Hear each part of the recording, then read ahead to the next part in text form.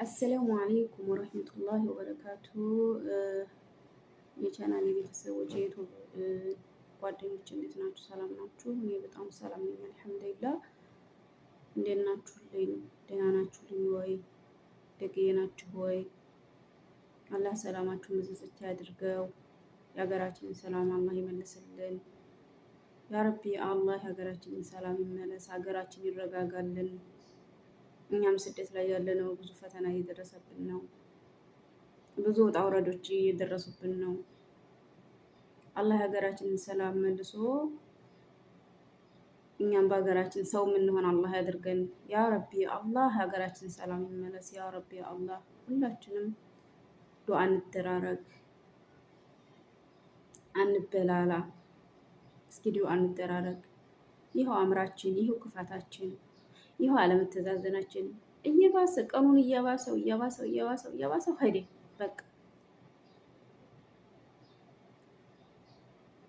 እና አብሽሩልኝ፣ አበረታቱኝ፣ አጠነካክሩኝ። በቃ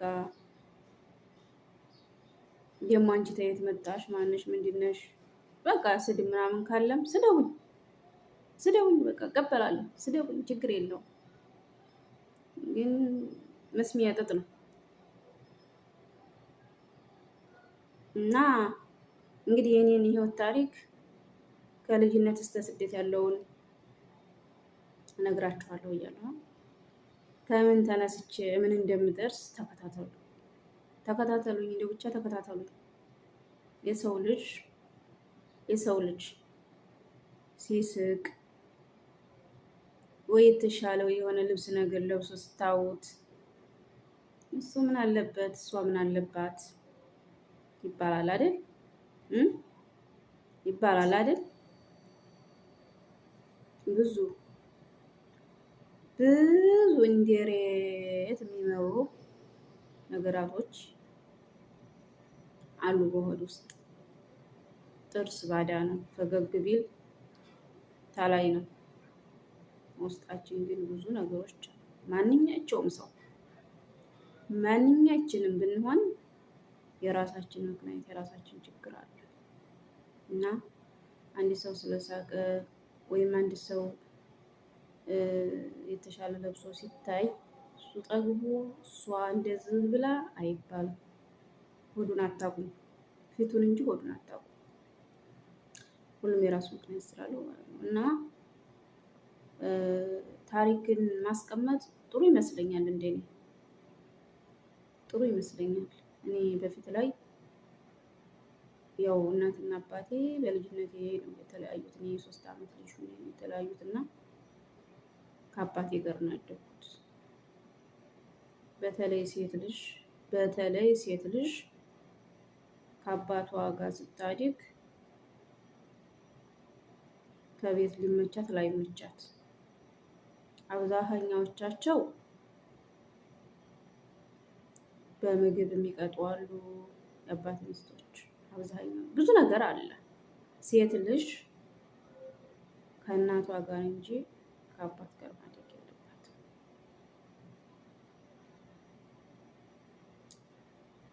ያው እንደው ቁርጠኛው ሞት አልወሰደብን በስተቀር ሴት ልጅ ከእናቷ ጋር ነው መሆን ያለባት ማለት ነው እና እኔ ያው እናቶቻችንን ወደው ፈቅደው አይደለም አባቶቻችን ተለያይተው ጥለውን የሚሄዱት።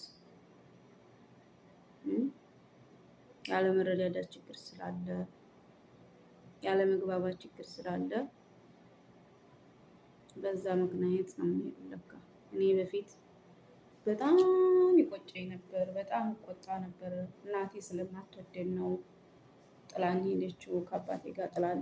ያው ደግሞ አባታችን ጋር ስንኖር ያው እነሱ ስለተበዳደሉ እኛ እንድንጠላ አድርጎ ነው የሚነግረን ማለት ነው።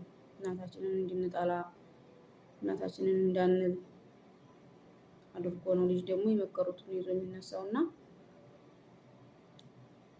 በቃ እናቴ የሆነ የማትወደን ነገር ይመስለኝ ነበር ማለት ነው። እሱስ ለካ ያው እንግዲህ ልጅ እንደሆኑ አይቀርም። እኔም የልጆች እናት ሆናለሁ፣ 3 ልጆች እናት ሆናለሁ። በነገራችን ላይ እኔ በእናትያ እጅ እንደማደጌ መጠን እኔም እናትያ እንዳልሆን ልጆችም በእናትያ እንዳያርጉ ወይም እናትያ ስር እንትን እንዲያይሉብኝ ብዬ ነበር።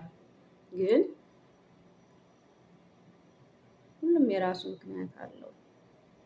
ሰው ወዶ አይለያይም።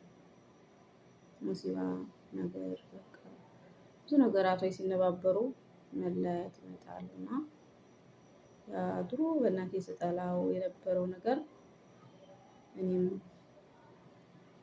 ቢከፋኝ እንኳን አንገቴን ደፍቼ ለልጆች መኖር ፈልግ ነበር እና ግን ከአቅም በላይ ሲሆን ለካ እንደዛ እየሆነ ነው ልጅን እየተው የሚሄዱት እናቶች ማለት ነው።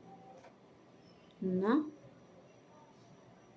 ለልጆቻችን ትኩረት ማድረግ አለብን። ብንሄድ እንኳን ብንለያይ እንኳን ተባሎቻችን ሴት ልጆቻችንን ጥለን መሄድ የለብንም። በቃ እኛ የተፈተነውን ፈተና እነሱ መፈተን የለባቸውም። ሴት ልጅ ከእናቷ ጋር ነው የሚያምርባት። የሴት ልጅ አይብ የምሸሽገው እናት ናት። እና እኔ ከልጅነቴ እስከ ስደት ያሳለፍኩትን የህይወት ታሪክ ዩቲዩብ ቻናል ላይ አስቀምጠዋለሁ። ምክንያቱም ቴክኖሎጂ እየረቀቀ ስለሆነ ልጆቼ ነገ ጧት ዩቲዩብ ይገባሉ።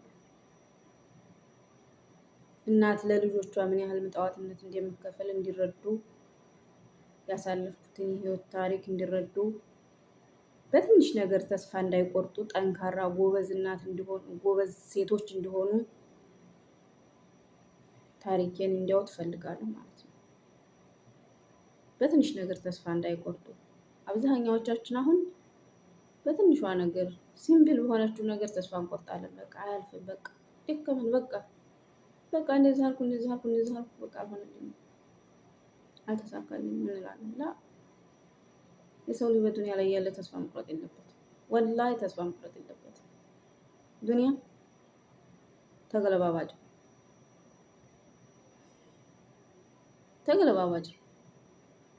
አንዱ አግኝቶ ማገኘቱን እንኳን እራሱ አያመሰግንም። ይኮራል፣ ይንቀባረራል።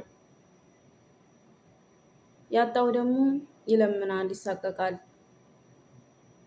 ያ ደግሞ ይከረበትና ያገኘው ደግሞ አጥቶ ያጣው ደግሞ ያገኛል።